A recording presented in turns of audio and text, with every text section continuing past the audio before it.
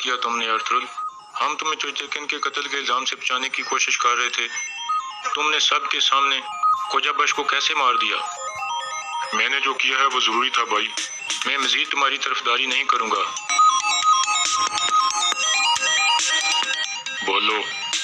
حلیمہ سلطان اور ارطغرل کا استاد دہلی الامیر کونیا روانہ ہو گئے ہیں۔ کیسے پتا چلا تمہیں یہ؟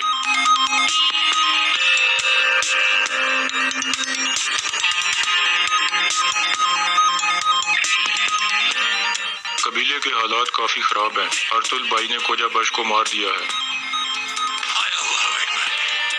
لیکن کرکت سردار نے حائمہ خاتون کو خنجر مار دیا ہے۔ یہ کیا کہہ رہے ہیں آپ؟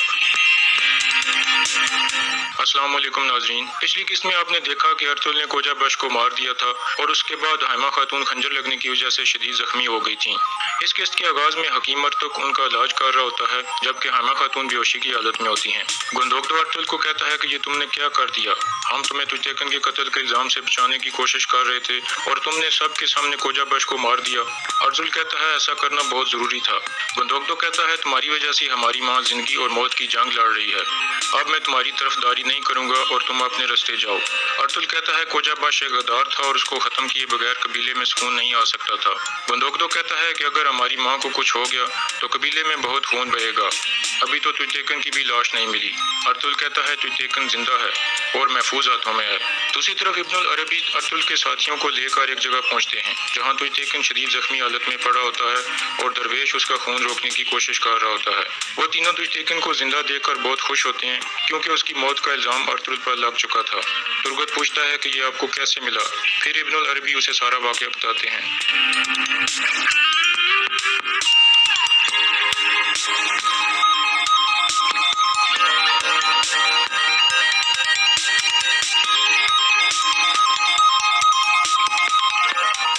اس کے بعد ابن العربی سپاہیوں سے کہتے ہیں ہمیں فوراً اس کو اٹھا کر لے جانا ہے، ارطغرل کی نجات اسی میں ہے کہ یہ زندہ رہے۔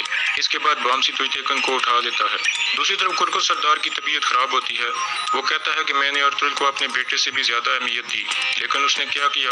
اس نے میرے ہی بیٹے کو قتل کر دیا اور کوجابش کو بھی مار دیا جس کو میں نے اپنے ہاتھوں سے تربیت دی تھی۔ گمستگن کہتا ہے کہ اگر آپ نے ہوش سے کام نہ لیا تو دونوں قبیلوں کے درمیان بہت خون خرابہ ہو جائے گا، ہمیں اس مسئلے کا حل سوچ سمجھ کر نکالنا ہوگا۔ کرکت سردار کہتا ہے کہ اگر ارطغرل کو سزا مل جائے اور کئی قبیلے کو یہاں سے نکال دیا جائے تو میں مطمئن ہو جاؤں گا اور مزید کسی کا خون نہیں بہے گا، صرف ایک آدمی کا خون بہانا ہوگا اور وہ ہے ارطغرل، یہ فیصلہ ہم جرگے میں کریں گے۔ پھر وہ گمستگن کو کہتا ہے کہ تم جاؤ اور یہ بات گندوقدو کو بتاؤ۔ اس کے بعد ارطغرل اور گمستگن باہر آتے ہیں اور کہتے ہیں کہ ہمیں دونوں قبیلوں کے درمیان حالات کو ٹھیک کرنا ہوگا ورنہ ریاست کی طرف سے ہمیں وہ عہدہ نہیں ملے گا جس کا ہم خواب دیکھ رہے ہیں۔ دوسری طرف دونوں قبیلوں کے سپاہی آمنے سامنے ہوتے ہیں۔ درگا کے سپاہی لگاتار ارطغرل کو باہر آنے کو کہتے ہیں اور کہتے ہیں کہ قاتل کو ہمارے حوالے کیا جائے، جبکہ ارطغرل خیمے کے اندر موجود ہوتا ہے اور اپنی والدہ کے لیے سخت پریشان ہوتا ہے۔ گندوقدو گوکچے کو کہتا ہے کہ یہ سب کچھ تمہاری وجہ سے ہوا ہے، اگر تم تیتن کو ارطغرل کے بارے میں خبر نہ دیتی تو یہ سب نہ ہوتا۔ اس کے بعد سلجان اور ارطغرل بھی اس کو ڈانٹتے ہیں کہ ایسا کر کے تم نے دونوں قبیلوں کے درمیان اختلافات بڑھا دیے ہیں۔ اتنے میں حکیم ارطغرل باہر آتا ہے اور کہتا ہے کہ آپ دعا کریں لیکن ہر چیز کے لیے تیار رہیں۔ اس کے بعد ارطغرل اور گندوقدو دوبارہ اندر حائمہ خاتون کے پاس چلے جاتے ہیں۔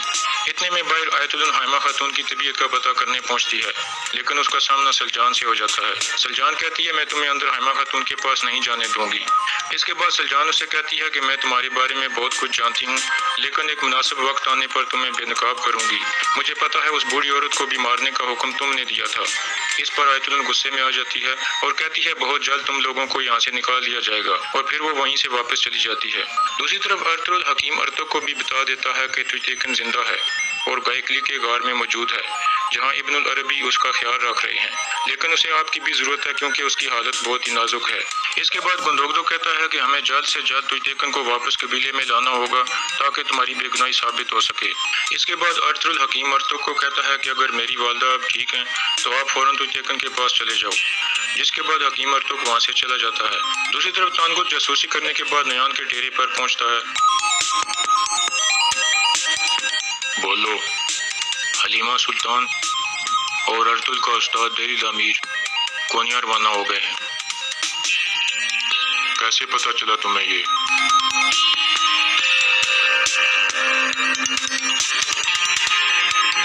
سلطان کو جھوٹ بولتا ہے اور کہتا ہے کہ ہمارا ایک سپاہی قبیلے کی جاسوسی کر رہا تھا، اس نے بتایا ہے، اور مجھے لگتا ہے کہ وہ کاغذات ارطغرل کے ہاتھ لگ گئے تھے جو سنگر تیکن نے ارتکش کو بھیجے تھے۔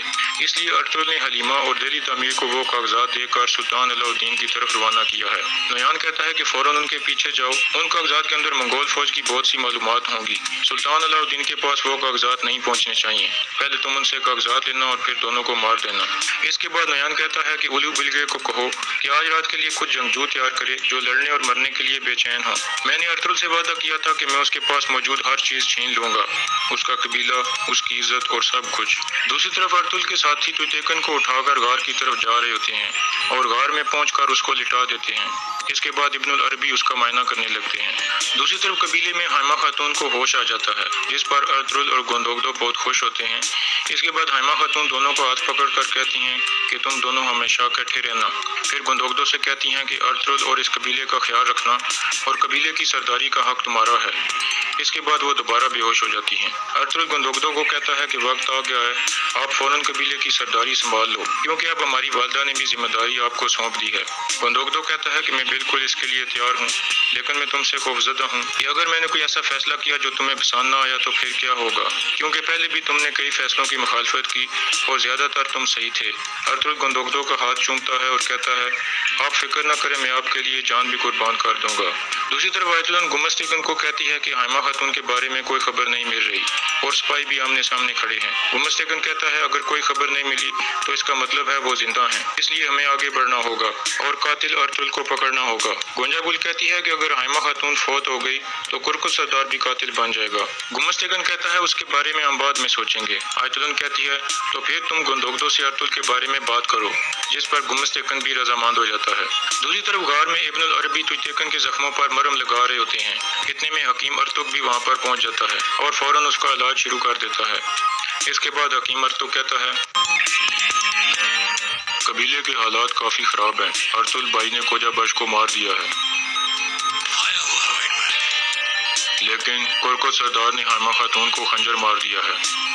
یہ کیا کہہ رہے ہیں آپ؟ حکیم ارطغرل کہتا ہے کہ وہ زندہ ہیں اور ان کو آپ کی دعاؤں کی ضرورت ہے، اور اگر ہم توتیکن کو نہ بچا سکے تو قبیلے میں بہت بڑی مصیبت آ جائے گی، دونوں قبیلے تباہ ہو جائیں گے۔ اس کے بعد حکیم ارطغرل ان کو باہر جانے کو کہتا ہے اور توتیکن کے زخموں کو سوئی اور دھاگے کی مدد سے سینا شروع کر دیتا ہے۔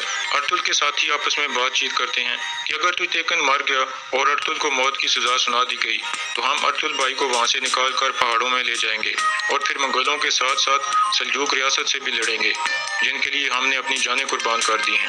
اور یہاں اس